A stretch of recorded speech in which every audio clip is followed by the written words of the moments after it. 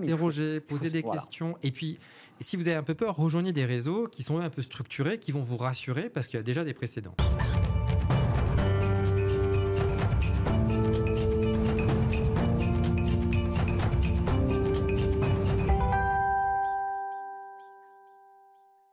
Fenêtre sur l'emploi pour terminer notre émission avec Julien Morisson, un habitué de notre émission. Bonjour Julien. Bonjour. Fondateur du cabinet BI, qui est un cabinet, faut-il le préciser, d'agents pour cadres et dirigeants et non pas pour artistes, chanteurs et comédiens. Merci d'être là.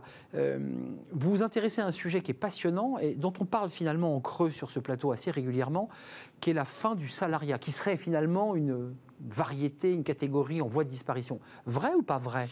Disons que quand on regarde les chiffres, on voit que si le salariat était plébiscité au début du XXe siècle, alors à l'ère de l'industrialisation, naturellement, c'était naturel de vouloir du salariat, on s'aperçoit que depuis peu, le nombre de personnes qui travaillent en situation d'indépendance ne cesse d'augmenter. Pour information, on a à peu près 3,5 millions, 3,6 millions de personnes qui travaillent sous le statut indépendant. Donc ça vaut le coup quand même de s'y intéresser. Avec d'ailleurs une loi, un texte présenté par le président Macron, là, à la fin du mois, pour les indépendants. Exactement. Ça dit quoi de notre société ? En fait, ça dit des choses hyper intéressantes. Ça dit notamment le rapport qu'on a à l'entreprise, parce que c'est ça que ça dit en filigrane. C'est pourquoi je mets un indépendant ? Plusieurs raisons. Un, parce que le rapport à l'entreprise, l'organisation, la hiérarchie, en réalité, ça ne m'intéresse plus. Et répondre, arriver avec des horaires un peu fixes, c'est plus ça que j'attends de l'entreprise. Mon évolution, en réalité, elle est quand même beaucoup plus complexe en interne. Et donc, j'attends autre chose. Et puis, j'attends aussi de concilier ma vie personnelle et ma vie professionnelle. Et on va être clair, le Covid n'a fait qu'accélérer ce phénomène. Des gens qui souhaitent quitter les grandes villes ou Paris pour travailler sous un angle un peu différent. Et le statut d'indépendant colle parfaitement.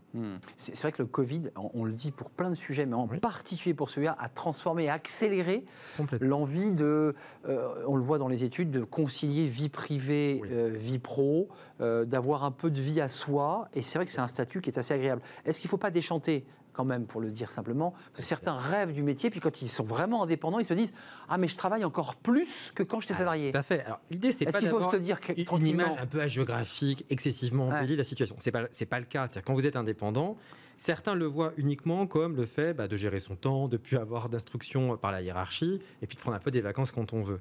C'est pas que ça. C'est aussi gérer son administratif, c'est ses relances juridiques. Et puis, j'ai envie de dire, c'est trouver des clients. Non, parce qu'il faut quand même être très clair. Quand vous êtes indépendant, il faut trouver vos clients, donc communiquer, savoir relancer, être dans des réseaux, bref, tout ce qui va faire qu'à un moment donné, vous allez avoir du chiffre d'affaires. Donc, ça ne convient pas à tous, ce statut d'indépendant. Il faut être très clair quand on y va. En revanche, c'est un réel moyen d'épanouissement lorsqu'on sait pourquoi on l'est. Sujet tabou ou pas encore on en parle ou ça reste quand même un peu le sujet tabou? Alors, ça a été hyper tabou. En fait, on va dire. C'était tabou. Dans les années 90, quand vous étiez indépendant, alors à l'exception un peu, bien sûr, de l'avocat et de l'infirmier libéral, c'était un peu, t'as pas retrouvé de travail, donc en fait, tu t'es mis à ton compte. C'était un peu ça quand même, c'était souvent ça. Et du coup, il y avait un côté un peu tabou. Désormais, ça l'est plus du tout. C'est même revendiqué et chez les jeunes, c'est complètement assumé. Quand même, quand on avait créé le statut, je me souviens très bien d'avoir invité le ministre qui avait inventé le statut d'auto-entrepreneur. Il y avait un vrai débat qui était un peu une éponge à chômage artificiel parce qu'il y avait un auto-entrepreneur qui disparaissait dans les 3 mois de création. Est-ce qu'il n'y a pas un peu ce risque-là aussi? Ce qui est important, c'est que quand on regarde le chiffre d'affaires moyen, on est autour d'entre 25 et 30 000, ce qui n'est pas ridicule. Maintenant, on va remettre un peu les humées du village, puisqu'on est dans cette moyenne d'indépendance. On va avoir de l'avocat d'affaires qui est indépendant, avec celui qui ne génère pas 1 euro de chiffre d'affaires. Donc, c'est nuancé. En revanche, c'est un moyen de remettre le pied à l'étrier, pour certains. C'est un moyen aussi, et ça, je pense que c'est important de se dire, moi, j'ai suivi une formation en marketing. Je sais qu'une entreprise ne me recrutera pas parce qu'en France, si on n'a pas fait 10 ans de marketing, je vais mettre à mon compte. Et puis, c'est un moyen d'expérimenter si finalement, c'est pas mauvais. Si ça marche, tant mieux. Exactement. Et puis, si ça marche pas, ça m'aura donné aussi quand même une expérience. Ça permet aussi de reprendre confiance en soi. Et ça permet pour certains, notamment, moi, j'étais à un réseau d'immobilier il n'y a pas assez longtemps, certains doublent, triplent, quadruplent en chiffre d'affaires, parce qu'on parlait de salaire tout à l'heure, un salaire auquel ils n'auraient jamais pu prétendre en étant dans l'entreprise. Donc ça, c'est important de l'avoir en tête. C'est aussi, vous savez, les autodidactes en entreprise, c'est plus difficile. Et bien là, c'est un moyen de se réaliser, de rejoindre une communauté quand on est dans des réseaux un peu structurés, pour se développer, mais en ayant votre propre organisation personnelle. Donc, pour le dire comme un paysan, on peut tirer ses marrons du feu en étant indépendant. Julien, avant de nous quitter, il y a quand même quelques secteurs plus plébiscités que d'autres. Alors, on en connaît quelques-uns qui sont leaders. On les voit et même on est transporté par eux parfois. Exactement. Alors, on les voit avec des sujets d'ailleurs plus ou moins tabous, c'est-à-dire la livraison à domicile. On les voit aussi avec les VTC. D'ailleurs, requalification par requalification. Ça fait partie des enjeux d'ailleurs développés, que ça soit au niveau du gouvernement, demandé aussi par les organisations syndicales. Bien sûr. Et puis, on a aussi des profs. Et puis, on a aussi tout ce qui concerne le marketing, le design. D'ailleurs, il y a beaucoup de plateformes qui se développent. Vous les connaissez, il y a notamment Malte, mais pas uniquement, qui promeut finalement ce statut d'indépendant.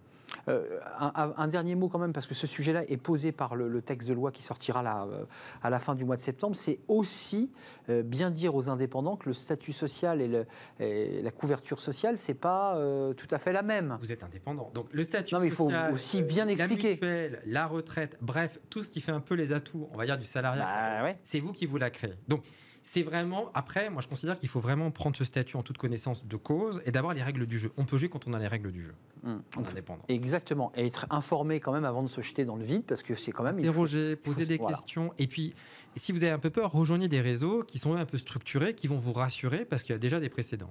Merci Julien Morisson. Je le précise, faites partie de ces incontournables influenceurs de Smart Job, parmi Amélie Favre-Guittet, Jean-Pascal Mollet et Flaubert Vuillier. C'est un cercle très étroit de spécialistes. C'est un plaisir de vous accueillir. Vous avez monté le cabinet BI. Merci de nous avoir éclairé justement sur ces indépendants dont on a parlé notamment avec le ministre Griset il y a quelques jours sur ce plateau. Merci à vous. Merci de votre fidélité évidemment. Merci à toute l'équipe. Merci à Hector à la réalisation. Merci à Saïd pour le son, merci à Fanny Griesmer évidemment, merci à Margot Ruot et merci à vous tous qui réagissez, qui nous regardez, c'est un vrai plaisir. Passez un bon week-end et je serai là lundi évidemment en pleine forme. Bye bye.